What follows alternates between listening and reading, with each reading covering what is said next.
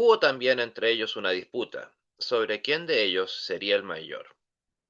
Evangelio de Lucas, capítulo 22, versículo 24.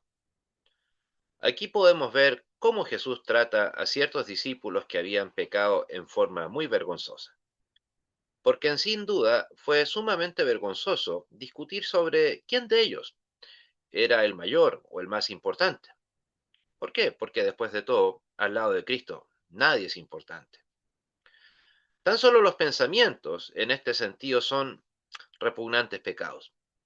Pero aquí el pensamiento se hace visible en la forma de un discípulo sobre el asunto. ¿Era decoroso algo así para los discípulos de Jesús? ¿Queda bien, está bien visto que los cristianos hagamos tales cosas? Pero por otro lado, ¿cómo reaccionó Jesús? ¿Disfrutó esta disputa? ¿Quedó feliz a causa de ella? Al contrario, Dios nos guarde de estas cosas.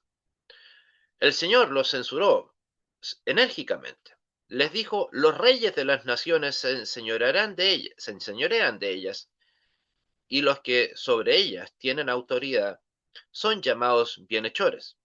Mas no así vosotros, mas sea el mayor entre vosotros como el más joven, y el que dirige como el que sirve, como lo dice más adelante en el versículo 25 y 26. Y para reprenderlos, aún más se pone a sí mismo como ejemplo agregando, porque ¿cuál es el mayor? ¿El que se sienta a la mesa o el que sirve? ¿No es el que se sienta a la mesa?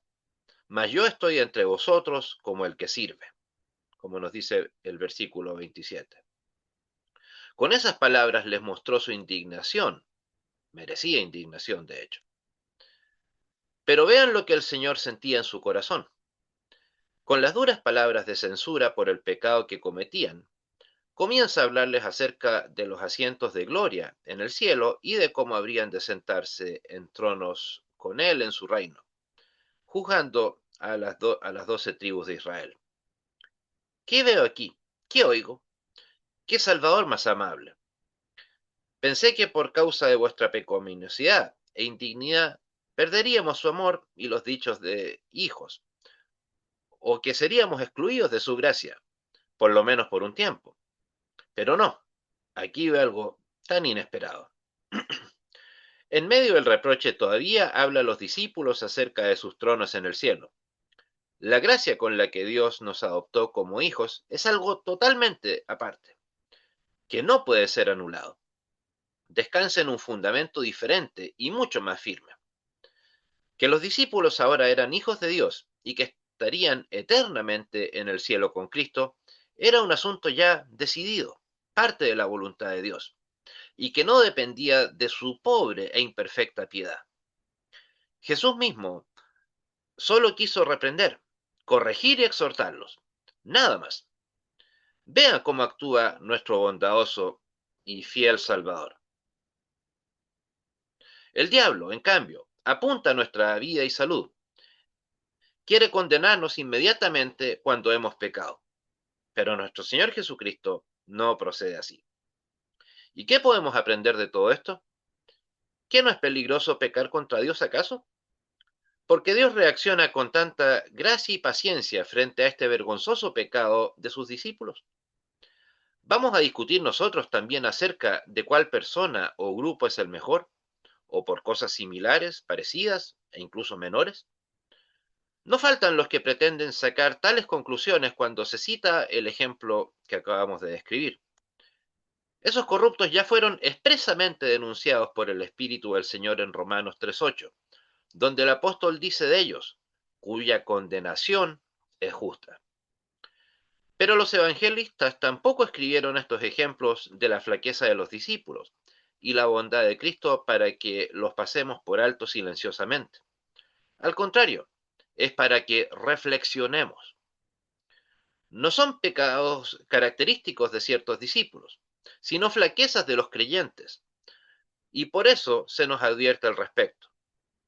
Antes de su muerte, Jesús les dice claramente a estos mismos discípulos, yo soy la vid, vosotros sois los pámpanos, yo en ellos y ellos en mí.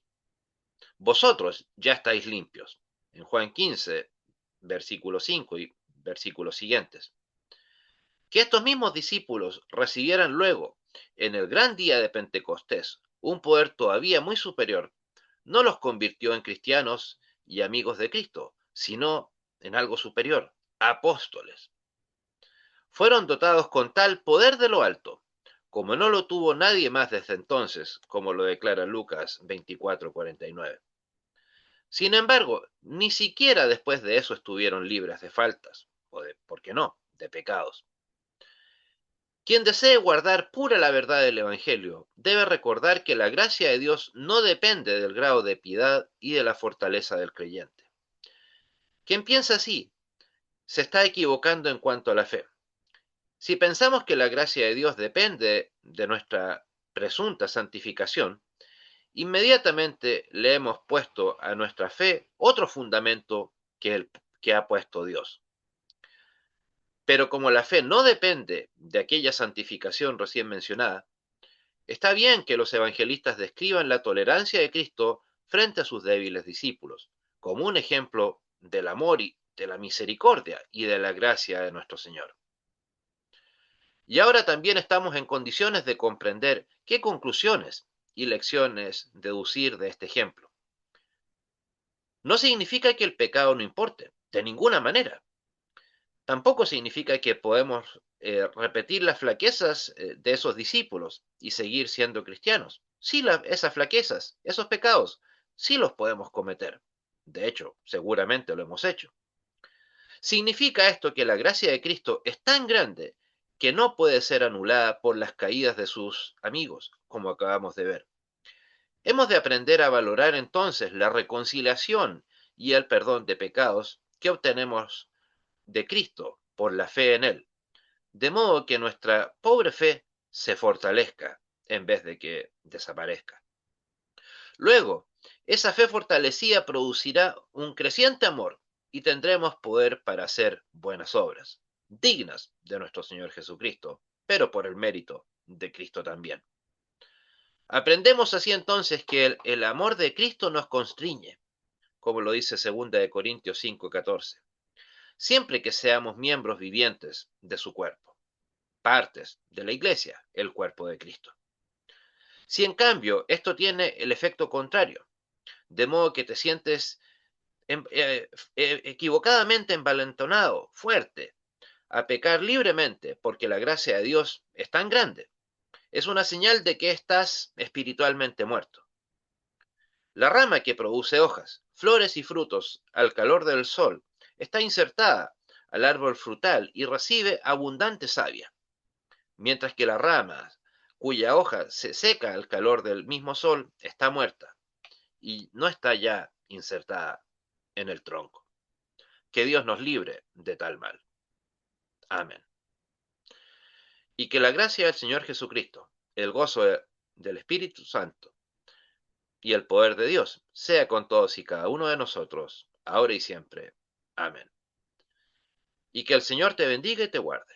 Haga resplandecer Dios su rostro sobre ti y tenga de ti misericordia. Vuelve el Señor su rostro hacia ti y te conceda su paz. Amén. Se despide en nombre de Sociedad Interministerial Nehemías, un servidor, Andrés Martín Arrizaga, desde Temuco, Chile. Hasta pronto.